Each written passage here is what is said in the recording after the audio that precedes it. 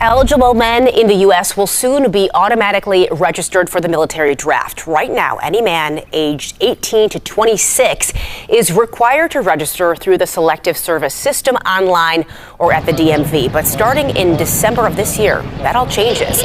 Lawmakers say the move was made to streamline the process and to save money. But not every lawmaker is convinced the National Defense Authorization Act is best for the country. Again, you heard the president there speaking about a potential third term. So do want to say that despite the president's announcement, President Trump is ineligible to run for a third term as the Constitution currently stands. People have no idea how lucky you are. When I'm gone, you're all going to be broke. Your business model is going to be finished. No, it's true. When I'm not around, you're going to be broke. There's not going to be anybody to report on. Nobody gives a damn about anybody else. The New York Times the other day had 5 stories about me. You know, before I got into politics, in my whole life, I had 7 front page stories. This is years of success. I think 6 were good, 1 was bad. I had 5 stories, 7, 5 good. Yeah, I had a total of 7 stories on the front page of the New York Times. That's not bad. Now I average about 3 or 4 a day. All different topics, all bad. Everything bad. But here we are. Here we are. In fact, when I'm finished, I'm going right back to the Oval Office. So I have to be doing okay. But we are all doing good together. That's why tonight, to show just how much I care about the press, and I want to save your ratings, I'm pleased to announce my intention to, and this is somewhat of a scoop, my intention to run for a 4th term as President of the United States. I will be doing that. I will be having an official, in fact, I think I have, I won 3 times. Now I'm going to do it again. Thank you. I'm going to do it. Should be easy. I'm getting very good at running for president. No, I won 3 times, did very well the 2nd time, by the way. Vote just this time. You won't have to do it anymore. 4 more years, you know what? It'll be fixed. It'll be fine. You won't have to vote anymore, my beautiful Christians. I love you, Christians. I'm a Christian. I love you. Get out. You got to get out and vote. In 4 years, you don't have to vote again. We'll have it fixed so good you're not going to have to vote.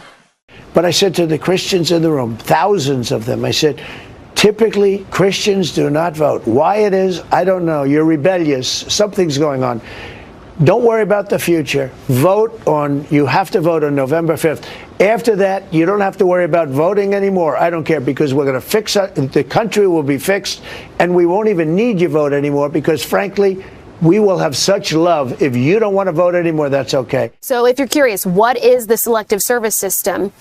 It's the military draft, and it was established back in 1917 by President Woodrow Wilson after the U.S. entered World War I. So that puts some things into perspective for you as to where this stands. And if we're calling this back, it must mean this is some serious stuff to our government. Under federal law, most men between 18 and 25 are required to register with the Selective Service System in case Congress and the President authorize a military draft. So right now, though, they have to self-register within 30 days of their 18th birthday, but they're allowed to register late without penalty until they turn 26. So that's been the sort of workaround here, if you think about it that way. Failure to register is considered a crime that could disqualify you from student loans, most federal jobs, and U.S. citizenship for immigrants. Stars and Stripes reports. In early March, White House Press Secretary Carolyn Leavitt did not rule out President Trump reinstating the draft itself. She was questioned by Fox News host Maria Bartiromo. Mothers out there are worried that we're going to have a draft, that they're going to see their sons get in and daughters get involved in this. What do you want to say about the president's plans for troops on the ground? As we know, it's been largely an air campaign up until now. It has been, and it will continue to be, and President Trump wisely does not remove options off of the table. We're joined now by Edward Hasbrouck, organizer with the Anti-Draft Coalition, which opposes the plan for automatic registrations, calling for repeal of the Military Selective Service Act. Editor and publisher of Resistors.info. He is a member of the War Resisters League and the Military Law Task Force of the National Lawyers Guild. His recent piece for Responsible Statecraft is headlined, "Even if Team Trump wanted a military draft would be a fiasco," unquote. In the 1980s, Hasbrouck publicly refused to register for the draft and spent 6 months in prison. And even more importantly, it will continue to prop up the myth that the draft is available as a fallback, which in turn enables continued planning for larger, longer wars without war planners having to think about whether enough people would be willing to fight them. But this is military focused. This goes under this ordinance that the Trump administration is trying to do, puts people in a military registry under the leadership of Secretary of Defense Pete Hegseth. So this is the big issue. So for the NDA that happened in December, I voted against it. I would vote against this as well. So, Congressman, Congress has to approve a draft. We have heard rumblings on Capitol Hill about instating one. Do you think it would get bipartisan congressional approval? Oh, absolutely not.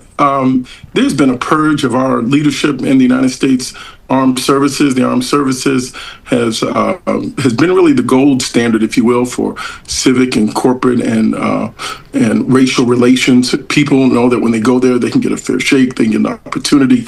And so they've done a great job in creating their diversity, equity, and inclusion programs. They've promoted people and generals across race and across gender in an equitable fashion. And we've come so far in very little time. I'm still serving in the United States Congress with the first female graduate of the Citadel, and Congresswoman Nancy Mace. And it wasn't until the year 2011 that women even had a restroom off of the floor in the rotunda where we can vote in the United States Capitol. And so now that you're looking at the military being 20% female and you're gutting the programs of diversity, equity, and inclusion, that let me see. Now that they're cutting the programs of diversity, equity, and inclusion, they're going to have a lesser talent pool. So I was the first person in the Congress to ask for Secretary Pete Hegseth to resign, and I will ask for it again. Okay, Congressman, I want to get to a couple more questions for you because we're running out of time here. But on the issue of a ceasefire, many critics say Congress has essentially been sidelined. We were just talking about that a couple minutes ago. Do you agree with that? And why hasn't Congress kind of been able to play a stronger role? What should it be doing differently right now when it comes to the ceasefire? Well, Speaker Mike Johnson has to assert his authority. We're a co-equal branch of government. This is an act of war. The president hasn't declared it. He hasn't defined it. He hasn't come before the United States Congress. Now they want to run up a credit card and send us the bill. The first check that Mr. Hegseth has asked for is for $200 billion. I mean, that's just wrong. Nobody's asked for it. And how do you win? What's the definition? How do you get out? So it's a very perilous situation. Now world leaders have turned their backs. I wouldn't say they turned their backs on the United States. Trump turned his back on them. He put in a trade war with Europe. He put sanctions and trade wars on China. Then he got into a physical war with the Persian states. So he's the disaster. Congressman Jackson, so sorry to interrupt you, but we are running out of time.